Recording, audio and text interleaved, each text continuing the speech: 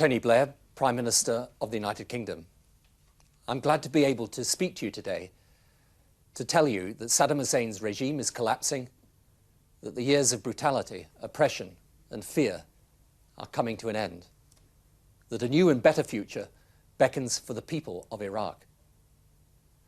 We did not want this war, but in refusing to give up his weapons of mass destruction, Saddam gave us no choice but to act. Now that the war has begun, it will be seen through to the end. We will continue to do all we can to avoid civilian casualties. Our enemy is Saddam and his regime, Iraqi people. Our forces are conquerors, and they will not stay in Iraq a day longer than is necessary. I know, however, that some of you feared a repeat of 1991, when you thought Saddam's rule was being ended, but he stayed and you suffered. That will not happen this time. This regime will be gone and ended. And then we will work with you to build the peaceful, prosperous Iraq that you want and that you deserve. And this Iraq will not be run by Britain, or by the United States, or by the United Nations. It will be run by you, the people of Iraq. Our aim is to help alleviate immediate humanitarian suffering and to move as soon as possible to an interim authority that is run by Iraqis. That in turn will pave the way for a truly representative Iraqi government which respects human rights and the rule of law and spends Iraq's wealth not on palaces and weapons of mass destruction, but on you and the services you need. Saddam Hussein and his regime plundered your nation's wealth. While many of you live in poverty, they lived lives of luxury. Saddam became one of the richest men in the world, his money stolen from you, the Iraqi people.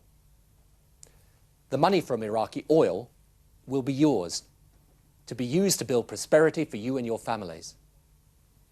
I know too, from my meetings with Iraqi exiles who live in Britain, that you are an inventive, creative people.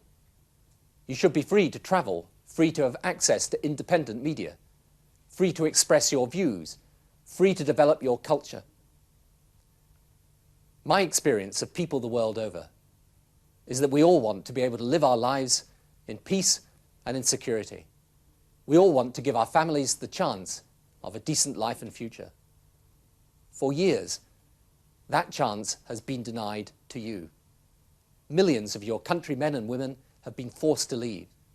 Many thousands have been murdered, tortured, brutalized by the regime.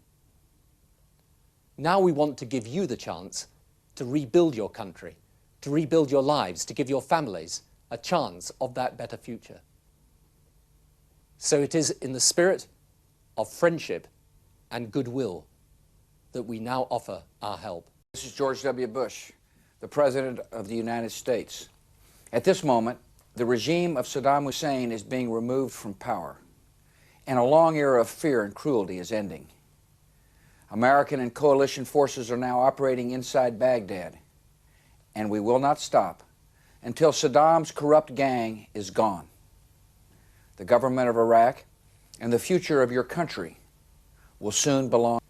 The goals of our coalition are clear and limited.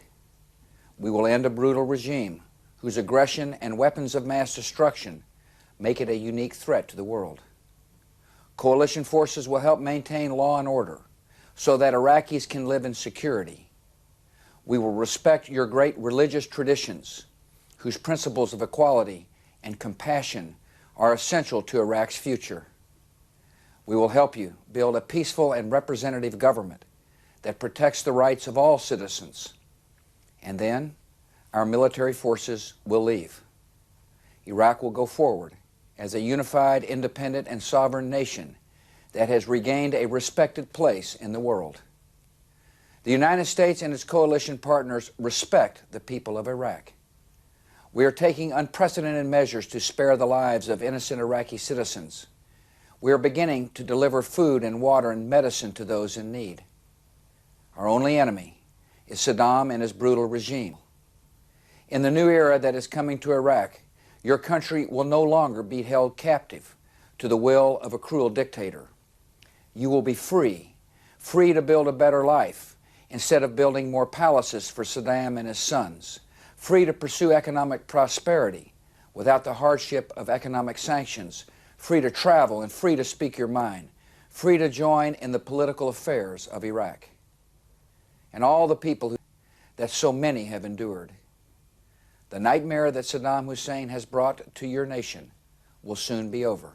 You deserve better than tyranny and corruption and torture chambers. You deserve to live as free people.